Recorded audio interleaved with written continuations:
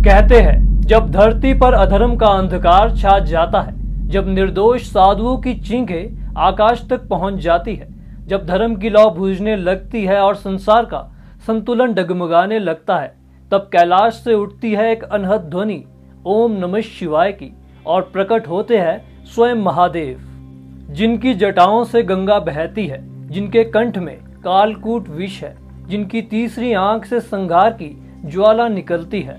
वही महादेव जिन्होंने अपने गले का हार बनाया है सर्पराज को, वही भोलेनाथ जो भक्त के एक पुकार पर प्रकट होकर अधर्म का अंत करते हैं। आज हम आपको ले चल रहे हैं उस रहस्यमय धाम में जहां महादेव ने नागों को वश में कर अपने तेज से समस्त लोकों को आलोकित किया।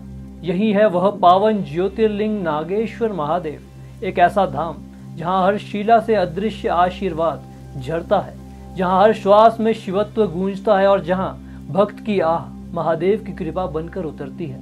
यह कथा सतयुग की है, जब अधर्म का अंधकार धरती को घेर चुका था। उस समय समुद्र के तट पर एक घना और रहस्यमय वन था, जिसे लोग कहते थे दारू का वन। इस वन में निवास करते थे दो भयानक राक्षस, दारुक और उसकी पत्नी दारुका।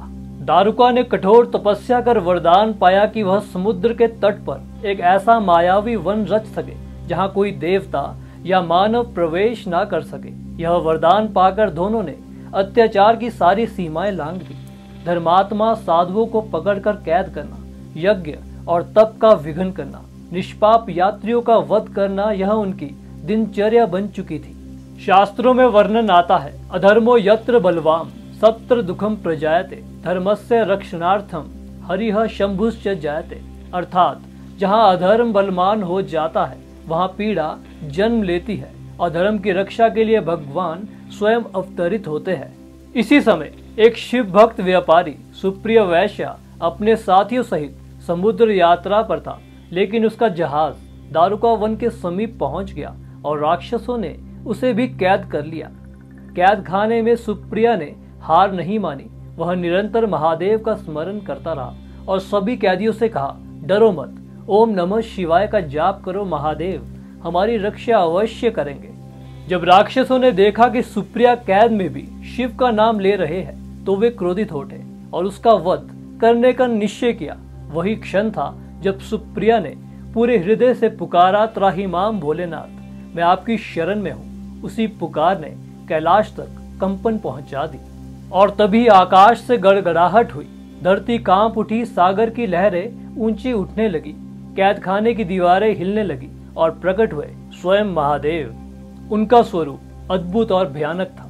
गले में फन फैलाए अनगिनत नाग लिपटे हुए, शरीर पर भस्म का लेप, तीसरी आंख से निकलती ज्वालाएं, हाथ में त्रिशूल और डमरू और मुखमंडल पर क्रोध की अग्नि। उनके प्रकट होते ही आकाश में गूंजा ओम नमः शिवाय।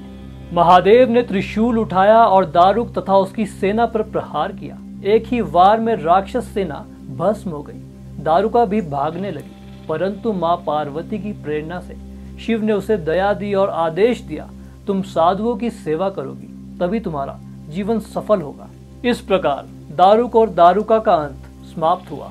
तब वहां उपस्थित सभी साधुओं और सुप्रिया ने विनती की, हे भोलेनाथ, जैसे आपने हमें कष्ट से मुक्त किया, वैसे ही भविष्य में आने वाले भक्तों की रक्षा भी करते रहिए। शिव मुस्कुराए और बोले, मैं इस स्थान पर सदैव ज्योतिर्लिंग स्वरूप में विराजमान रहूंगा। जो कोई यहाँ दर्शन करेगा उसका भय और विष दोनों नष्ट हो जाएंगे। तभी वहां प्रकट हुआ दिव्य ज्योतिर्लिंग, जिसके चारों ओर अनगिनत नाग कुंडली मारे विराजमान थे, इसलिए यह कहलाया नागेश्वर ज्योतिर्लिंग। शास्त्र प्रमाण है, नागेशम दारुका वने शरण्यम भक्त वत्सलम ज्योतिर्लिंगम महापुण्यम तस्मै नमो नमः शिवाय। अर्थात दारुका वन में स्थित नागेश ज्योतिर्लिंग भक्तों की रक्षा करने वाला और महापुण्यदायी है, उसे बारंबार नमस्कार है। अब बात करते हैं मंदिर के इतिहास और स्थापत्य की। नागेश्वर ज्योतिर्लिंग गुजरात राज्य के द्वारका शहर से लगभग 12 किलोमीटर दूर शांत और पवित्र समुद्र तट पर स्थित है। यह स्थान केवल एक मंदिर नहीं बल्कि भक्तों के लिए आस्था का एक ऐसा दीप स्तंभ है जिसकी ज्योति सदियों से अंधकार मिटाती आई है। वर्तमान मंदिर का स्वरूप 18वीं शताब्दी का माना जाता है। इसकी वास्तुशैली विशुद्ध हिंदू नागर शैली पर आधारित है। ऊंचा शिखर, गगनचुंबी द्वार और अद्भुत नक्काशी से सुसज्जित प्रांगण। पूरा मंदिर लाल बलुआ पत्थरों और श्वेत संगमरमर से निर्मित है। लगभग 25 मीटर ऊंचा यह मंदिर समुद्र तट पर खड़ा होकर मानो शिव की महिमा का उद्घोष कराता है।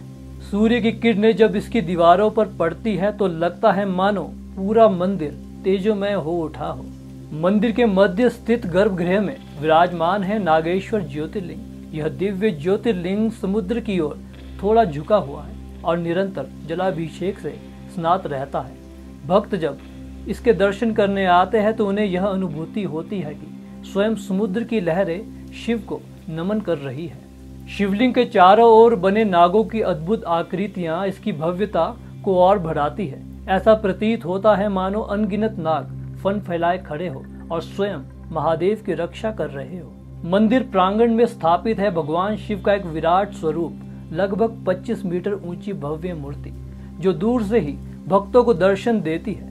इस मूर्ति में महादेव ध्यान मगन मुद्रा में विराजमान है, मानो समस्त लोगों का कल्याण कर रहे हो। जब भक्त दूर से इस मंदिर की ओर आते हैं तो उन्हें सबसे पहले यही मूर्ति दृष्टिगोचर होती है, जो उनकी थकान मिटाकर हृदय में अद्भुत श्रद्धा और शांति का संचार कर देती है। मंदिर परिसर में चारों ओर गूंजता है ओम नमः शिवाय और हर हर महादेव का घोष। भक्तों की आस्था, समुद्र की लहरों की ध्वनि और मंदिर की घंटियों का नाद मिलकर एक ऐसा अलौकिक वातावरण रचते हैं जो आत्मा को भीतर तक छू लेता है। अब बात करते हैं मंदिर के आध्यात्मिक महत्व की। नागेश्वर ज्योतिर्लिंग की एक विशेष महिमा है। यह धाम विशेष रूप से सर्पदोष और काल सर्प दोष के निवारण के लिए पूजनीय माना जाता है। किंवदंती है कि जिस प्रकार समुद्र मंथन के समय संपूर्ण जगत विष की ज्वाला से भयभीत था, तब स्वयं महादेव ने कालकूट विष अपने कंठ में धारण किया और नीलकंठ कहलाए। उन्होंने समस्त लोगों को विनाश से बचाया और जीवन को अमृता का स्पर्श दिया। उसी तरह नागेश्वर धाम आज भी भक्तों के जीवन से भय, विष और दुख को पीकर नष्ट कर देता है। यहाँ शिवलिंग के दर्शन और जलाभिषेक से व्यक्ति को काल सर्प दोष, पितृदोष और विष जैसे दुखों से मुक्ति मिलती है।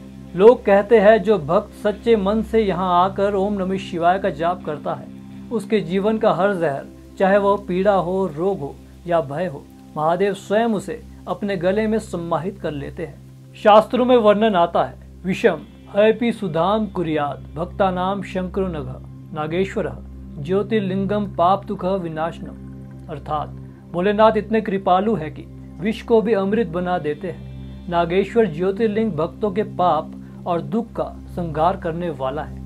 अब बात करते हैं नागेश्वर मंदिर और उसके आसपास के तीर्थ क्षेत्र की। नागेश्वर मंदिर का स्थान स्वयं में दिव्यता और शक्ति से भरा हुआ है, पर इसके आसपास भी ऐसे अद्भुत तीर्थ स्थल है जो इस धाम की महिमा को और भी बढ़ा देते हैं। द्वारिकाधीश मंदिर, यहाँ स्थित है द्वारिकाधीश श्री कृष्ण का भव्य मंदिर, जहाँ स्वयं भगवान श्री कृष्ण ने अपना राज्य बसाया था। गुजरात की इस पवित्र भूमि पर कदम रखते ही भक्त के मन में यह अनुभूति होती है कि वह स्वयं द्वापर युग के उस दिव्य युग में प्रवेश कर चुका है, जहाँ श्री कृष्ण अपने भक्तों के साथ लीलाएं करते हैं। बेट द्वारका, समुद्र के बीच बसा यह द्वीप किंवदंतियों में वर्णित श्री कृष्ण का निजी महल माना जाता है। लहरों के बीच स्थित यह महल भक्तों को यह आभास कराता है मानो समुद्र स्वयं भगवान के चरणों को चूमकर उनका अभिषेक करता हो। गोपीनाथ मंदिर, यह वह स्थान है जहाँ गोपियाँ श्री कृष्ण से मिलने आती थी। यह स्थल भक्ति और प्रेम का प्रतीक है, जहाँ राधा कृष्ण की दिव्य लीलाओं की स्मृतियाँ आज भी गूंजती है। साधना स्थलों की गुफाएं, समुद्र तट पर स्थित ये प्राचीन गुफाएं आज भी साधकों के लिए ध्यान और तपस्या का केंद्र है। इन गुफाओं में प्रवेश करते ही एक अनोखी शांति का अनुभव होता है, मानो समय थम गया हो और केवल ओम की अनहद ध्वनि शेष रह गई हो। यह पूरा क्षेत्र केवल एक तीर्थ नहीं बल्कि भक्ति, तपस्या और मोक्ष का संगम है। द्वारका और नागेश्वर की यह भूमि शिव और कृष्ण दोनों की आभा से आलोकित है। यही कारण है कि यहाँ आने वाला प्रत्येक यात्री अपने भीतर एक अद्वितीय आध्यात्मिक ऊर्जा और गहन शांति का अनुभव करता है।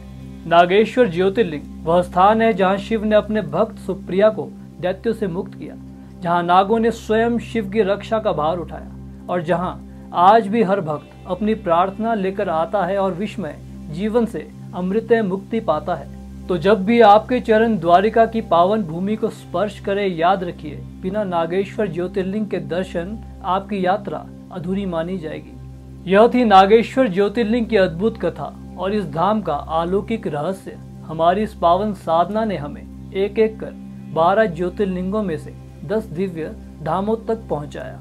हमने शुरुआत की उस सोमनाथ से, जहां समुद्र की हर लहर महादेव के चरणों में अर्पित होती है। फिर चढ़े मल्लिकार्जुन की पर्वता श्रृंखलाओं पर, जहां शिव और शक्ति का अनादि मिलन होता है। आगे बढ़े महाकाल की नगरी उज्जैन में, जहां समय भी रुककर महादेव का ध्यान करता है।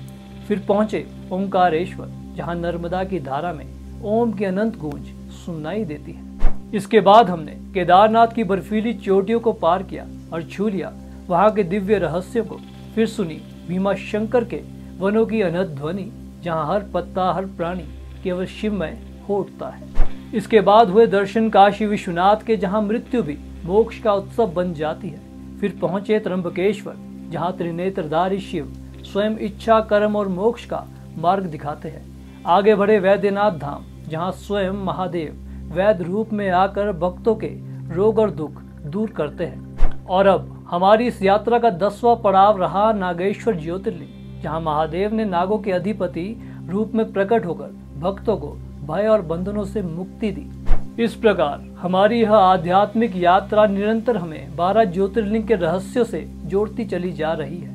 हर धाम, हर कथा शिव के अनंत स्वरूप का एक नया आयाम खोलती है और महादेव का यह आशीर्वाद हमें अगली यात्रा में फिर किसी और दिव्य ज्योतिर्लिंग की ओर बुला रहा है। यदि आपने अब तक इन सभी दिव्य यात्राओं को अनुभव नहीं किया, तो आप सनातन संस्कृति की उस गहराई को छूने से वंचित है जो आत्मा को अनंत शांति और स्पर्श कराती है। सभी अध्यायों और कथाओं के लिंक आपको डिस्क्रिप्शन में मिल जाएंगे।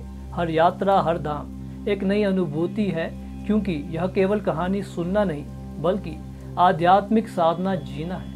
अगर आपको ये कहानी पसंद आई हो तो इसे लाइक और शेयर करना ना भूलें। ऐसी ही और रोचक कहानियों के लिए हमारे चैनल टेल्स ऑफ सूर्यवंशी को सब्सक्राइब करें और बेल आइकन जरूर दबाएं, ताकि हमारी हर नई कहानी की सबसे पहले नोटिफिकेशन आप तक जरूर पहुंचे। और अब हम फिर मिलेंगे एक नई कहानी के साथ। तब तक के लिए अपना ध्यान रखें, अपने भक्ति में सच्चे रहे और हर दिन एक कदम और आगे बढ़ते रहे। जय श्री महाकाल।